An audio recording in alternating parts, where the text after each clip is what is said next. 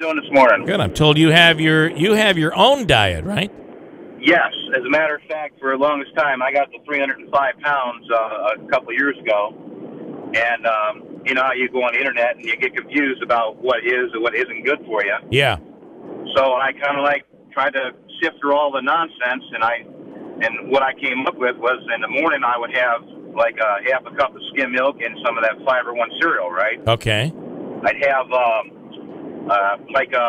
piece of multigrain bread with 2 tablespoons of peanut butter, right? Yeah. And I wouldn't eat the egg yolks because it's confusing whether you have the yolks or not, but I actually had the egg whites, right? Yeah. Now, what most people don't know is that an orange and almonds, like for a snack, when you put them together, they're magical. I mean, their metabolic rate is crazy, right? I didn't know that. I didn't know that either. Right. So I'd have my breakfast like that in the morning. I'd have some sort of fruit, like a strawberry, right, and a few strawberries with it. And then, the snacks, morning, evening, an orange and some almonds, like 16 to 24. If you eat too many, of course, they're not good for you, right? Right. But for lunch, I'd have 2 slices of multigrain bread. You'd either have, like the canned chicken or a tuna, right? Yep. Nothing in it. I'd have a yogurt and a cheese stick, right? A good mix, right? Mm-hmm. Yeah, I like the mix. Now, in the evening, I would actually have like a 6-ounce portion of either a piece of chicken, which is the best for you, yeah, or even salmon, right, which is fantastic for you. Yeah. I'd have a half a cup of greens, right, any type of green, and I'd have a half a cup of baked beans and all the salad you want to eat, right? Now, I did this for an entire year. I never ran a mile, although, I did walk probably 2 to 3 miles a day. Okay. I did that every day. Now, every now and then I would change up in the morning or night. Sure, yeah. Your body learns your behavior, so I change it up sometimes. Sure. And amazing enough, I lost 100 pounds in that 1 year doing just that. Wow. So it works. It's a lot of fiber.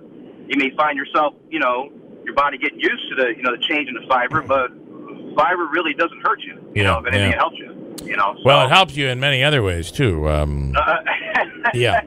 So, how long ago was this, Jim? But it worked for me, and my doctor, I actually gave him my diet. He looked at it. He was kind of heavy. He actually used it, and he lost 40 pounds. Wow. With that. So I kind of heard your interesting concept of losing 30. And it just sometimes you have to learn how to eat right. I know. Because you're right. us guys, we're like animals. We don't eat breakfast and lunch, and then we get home at dinner and we're ready to rip out everything out of the cupboards. It kills. That's exactly what I can go the whole day without eating anything, and then the nighttime is just it's killer.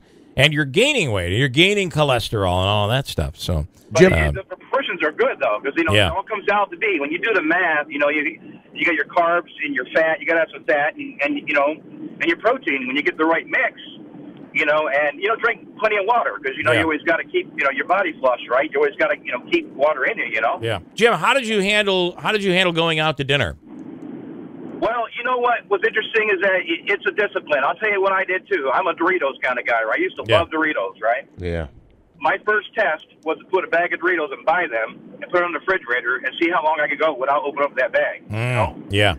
I went 3 months without touching that bag of Doritos. Wow, that's really good. You have to put yourself in the mindset that you really want to do this because it's a mental thing, right? You have to discipline yourself, be able to finally get to a point where you say, I'm tired of being like this. Well, it's tough. 30 pounds, when you think about 30 pounds or 40 pounds, you were talking about 100 pounds that you lost.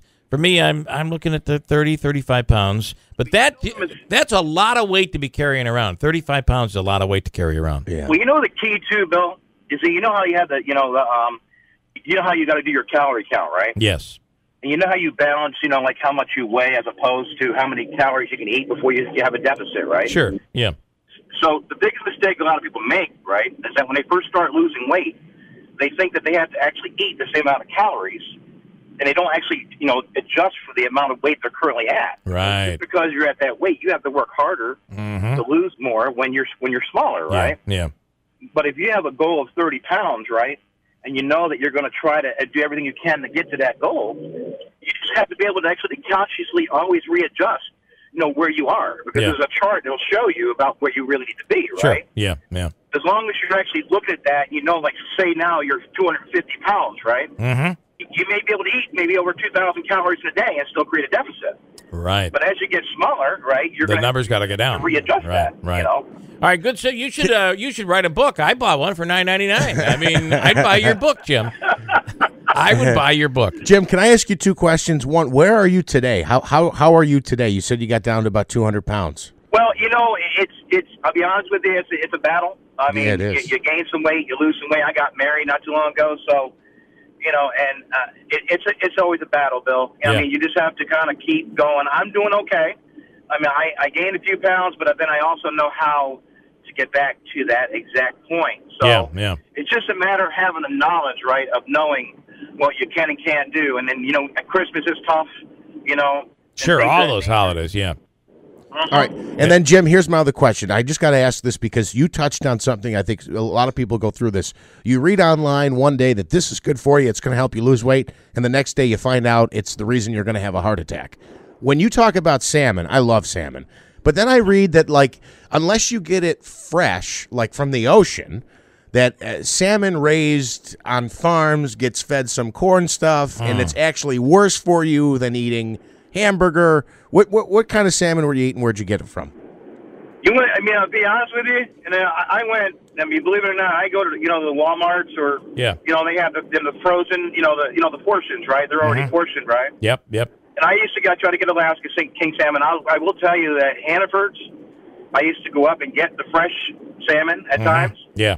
It's more expensive, but you know that when you're buying healthy food, you know you're going to sometimes have to pay more for that anyway, right? Yeah.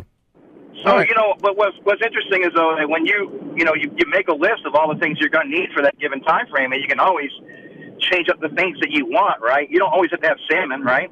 You can have chicken. You can have a piece of steak. You can have some sort of meat as long as it has, the protein that you're looking for, right? Yeah. And you try to, you're conscious about, the portions that you have. You can have meat, pork chop, and you can have chicken, right? So you can mix it up. So you don't always have to have the same thing all the time. No, you right. That you're putting that together. So if you get hung up on a piece of salmon and you're worried about something like that, go to something else. Something else lean. Right? Jim, let me know when you write your book. We'll purchase it, okay? All right, man. Hey, I appreciate what you do. I listen all the time. Thanks so much. I appreciate it. Thank you. Yes, sir. All right, Jim in Rome. I just started this diet that I'm on, so I'm probably going to stick with it a little bit. But he's right. I mean, if you can discipline yourself, and you just follow what he says, you'll be successful. I have a very busy day today, so it's going to be hard for me to follow my diet. I start with an appointment at 9 o'clock at McDonald's. Then I'm over at Burger King and Wendy's by 11, and then back over to McDonald's for that double cheeseburger. It should be a busy morning for me. You didn't hear anything Jim said. Oh, I did. Yes, I did. I just forgot. Got a break, Jim. Thank you. And good for him. 100 pounds. That's awesome. How about that? News next, and then when you go to the gas pump, you put your credit card in. These Bluetooth devices are being used by criminals to steal your information. It's really real, and we'll tell you somebody who knows something about it. We'll talk with someone who knows something about it coming up next to WIBX.